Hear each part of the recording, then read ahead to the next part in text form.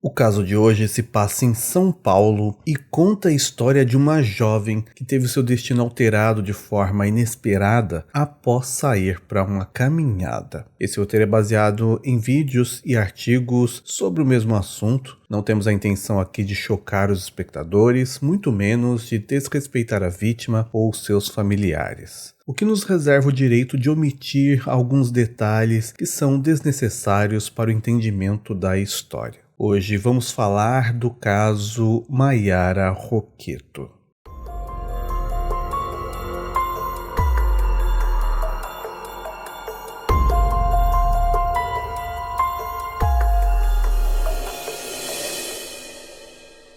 Desde já pedimos o seu like, que você deixe um comentário, comente se você já conhecia esse caso, se sabe mais detalhes que eu acabei não comentando aqui, pode também sugerir novos temas para trazermos ao canal, assim o YouTube entende que esse tipo de conteúdo é relevante para você e te mostra os próximos assim que eles forem postados. Como eu disse, esse caso se passou em São Paulo, mais precisamente em São João da Boa Vista, que fica localizado na região centro-leste do estado e tem uma população estimada em pouco mais de 91 mil habitantes, segundo dados do IBGE em pesquisa realizada no ano de 2020. São João da Boa Vista é uma região do interior, conhecida por suas belezas naturais e por isso é um local de grande fluxo turístico. O foco da história é Maiara Roqueto Valentim, uma jovem de apenas 23 anos, que nasceu em janeiro de 1999 no interior de São Paulo. Não temos detalhes sobre a infância e adolescência de Maiara e sua família, mas sabemos que a Maiara havia acabado de se formar em biologia na Unicamp e morava desde 2017 em Campinas, também em São Paulo, onde ela cursou a faculdade, fazia mestrado, mas aos finais de semana ela costumava visitar os seus pais, que moravam em São João da Boa Vista. A Maiara era descrita como uma jovem muito alegre, gentil, carinhosa e, segundo a sua mãe, de certa forma ingênua, pois ela não enxergava a maldade nos outros, só o bem. O sonho dela era se tornar professora. Ela era extremamente estudiosa, apaixonada pela carreira de ciências biológicas.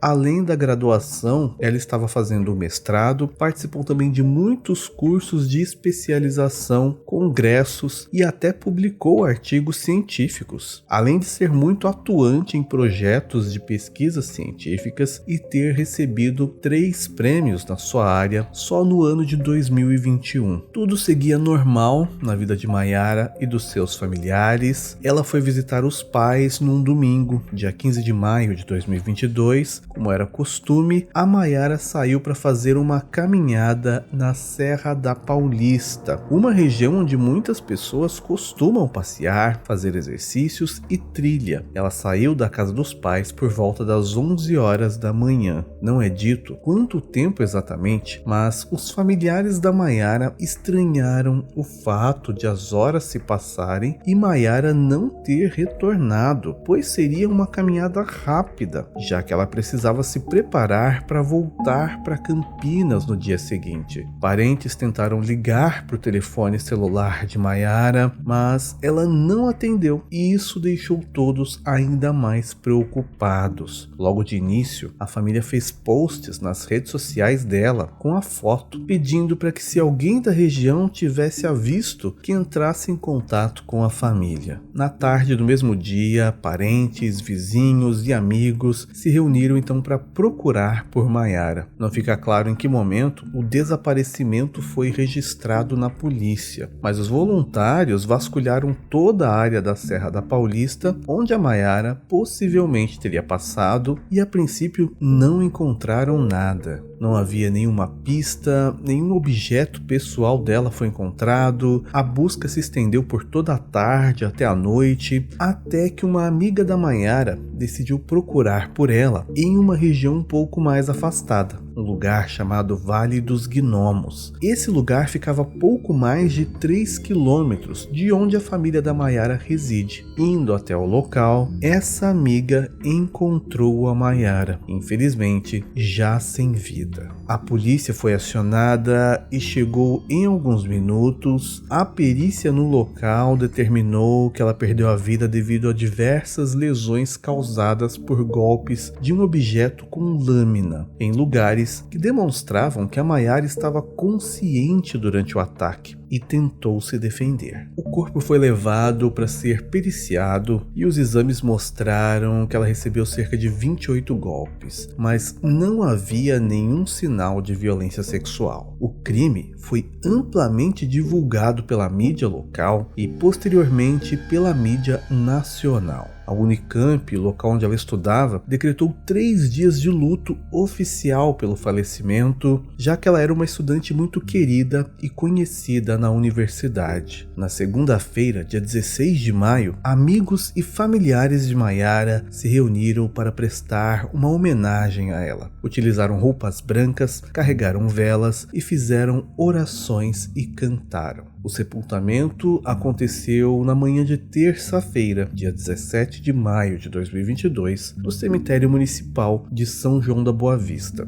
e teve a participação de muitos amigos, familiares e conhecidos da jovem. Enquanto isso, a investigação sobre o crime acontecia de forma intensa. A princípio, as autoridades não sabiam quem poderia ter tirado a vida de Maiara. Ela era uma pessoa que não tinha qualquer inimigo. Como o celular dela não foi encontrado, os investigadores começaram a trabalhar na hipótese de latrocínio, que é o roubo seguido de morte. Pesquisando com os moradores locais, a polícia chegou então a um suspeito, um homem de 28 anos. Esse homem havia saído da prisão recentemente e era conhecido por pedir comida e cometer delitos na região. Testemunhas relataram que viram esse rapaz pela redondeza no dia dos fatos. Um outro fato curioso foi descoberto sobre essa mesma pessoa. No dia anterior, esse homem teria tentado atacar uma mulher que estava hospedada no mesmo local que ele. Era um hotel simples, na verdade algumas vezes descrito como uma pensão que existe na região, e o nome desse suspeito é Michael Douglas da Silva. O Michael teria apontado uma arma de fogo contra a vizinha de quarto dele e acionado o gatilho, mas a arma falhou e a vítima conseguiu fugir. Segundo as investigações, o Michael seria esquizofrênico e morava com os pais em São João da Boa Vista, como informaram os próprios familiares dele para a polícia. Fabiano Antunes, o delegado responsável pela investigação desse caso, chegou a explicar que iniciou uma série de investigações depois que Maiara foi encontrada. Eles coletaram imagens do primeiro crime e sabiam quais eram as roupas que o Michael usava quando fugiu. E conversando com moradores do local onde Maiara foi encontrada, descobriu-se que o Michael esteve na Serra da Paulista supostamente pedindo comida. Após a prática do primeiro crime na pensão e ter fugido, ele então se encontrou com a Maiara e acabou cometendo mais um crime. Segundo testemunhas que foram ouvidas pelos investigadores, o Michael morava com a mãe e o padrasto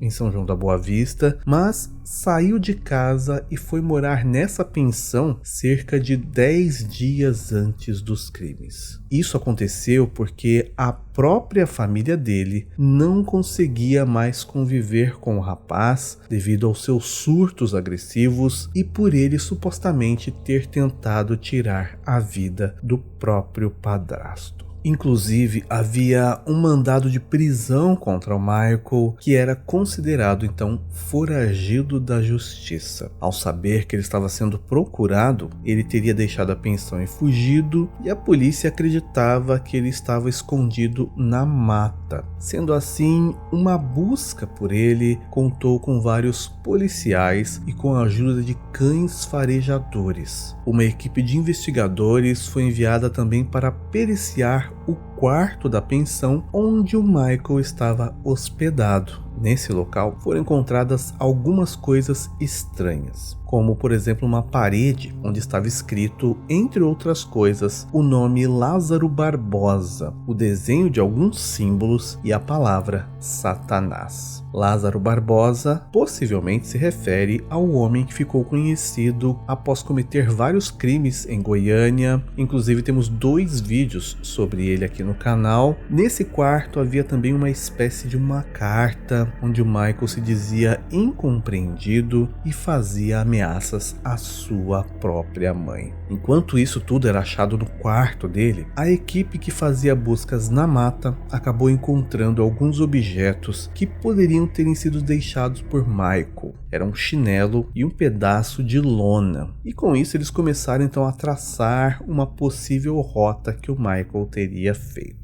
Mesmo com essa busca intensa, somente no dia 18 de maio, 3 dias após o crime contra Maiara, Michael foi encontrado na mata da Serra da Paulista e levado sob custódia. É dito que ele estava armado com uma arma e 2 munições. Algumas matérias descrevem essa arma como uma garrucha. Ele também estava portando um canivete e no local também foi encontrado o telefone celular de Maiara.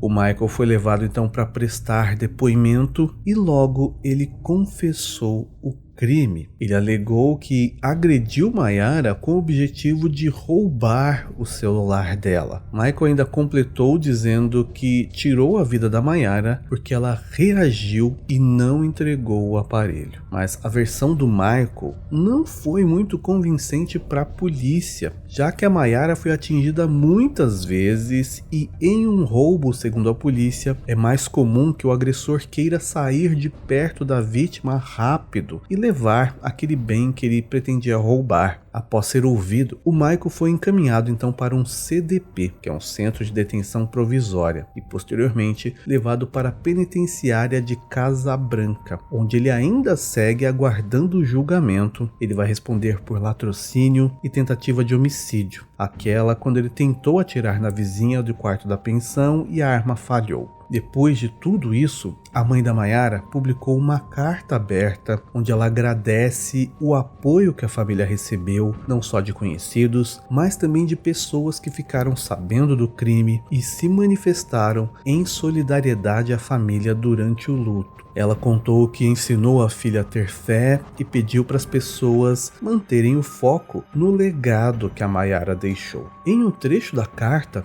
ela diz o seguinte, abre aspas: "A força que tem me mantido de pé vem de Deus, de Maria e das intercessões e manifestações de solidariedade recebidas por todas as pessoas que demonstraram empatia e enviaram sua luz e o seu conforto para com esse momento." Fecha aspas. A amiga que encontrou a Maiara sem vida, a Beatriz, é uma amiga de infância de Maiara. E como uma forma de homenageá-la, a Beatriz tatuou o rosto da Maiara e chegou a dizer em uma entrevista, abre aspas, "Eu e a Maiara somos amigas desde os 5 anos de idade. Amigas de viver uma na casa da outra, de transformar a minha família na família dela e a família dela na minha família." Falando sobre a tatuagem, ela diz, "Foi uma forma de deixar ela para sempre comigo, mesmo que ela já esteja. Um modo de olhar sempre que tiver saudade e ver que ela está comigo." Fecha aspas. Agora no final veremos os nomes dos apoiadores nível perito. Obrigado por assistir até aqui. Por enquanto é só e até mais.